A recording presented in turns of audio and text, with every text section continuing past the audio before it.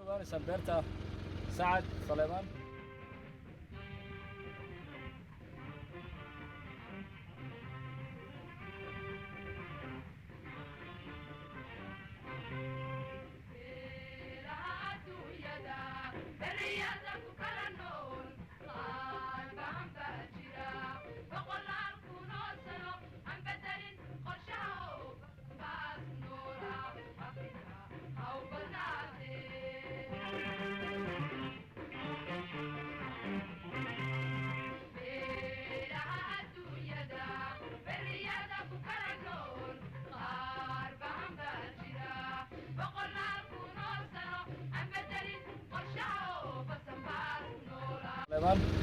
beertan oo aanu maanta u joognay shaqadeeda taasoo laga bedelayay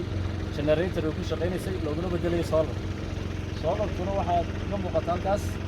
maanta waxaanu ku guulaysanay inaan biyaha ku soo tijaabino nasiibada qolkii ilaahay baa naga soo gaaray oo har raxmad aanu wada sugaynay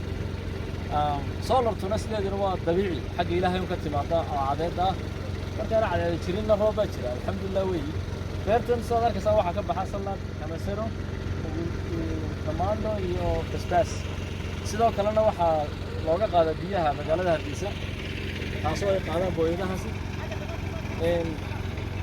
beertan oo ku yeeru jirtay inay maalin dhaweed xirantaba shidaalka kaayawdi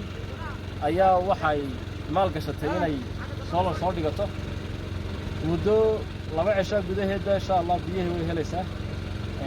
solartan way ku rasan doontaa insha Allah bil raado 8 saacadood ilaahay nasiib cadeyntaas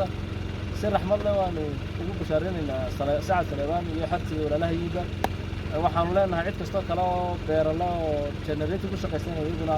ay ku dhiiradaan sidii ay u geli lahaayeen solar inkastoo ay maantada la joogo aan ahayn wax aan indhaha la iska qaban karin oo xaqiiqo muuqato oo dalka oo dhan saameysay taasoo sababtay inay dimaanka kor u kaco solarka la raadinayo annaguna waxaan u joognaa halkan inaanu ka caawino dhammaan beeralayda iyo cid kasta oo biyaha ku shaqo leh kuna soo saartay generator si looga dhigo 8 saacadood ka mid ah maalintii solar marka waxaan leenahay dalka barwaaqo taale dhulka loo kaco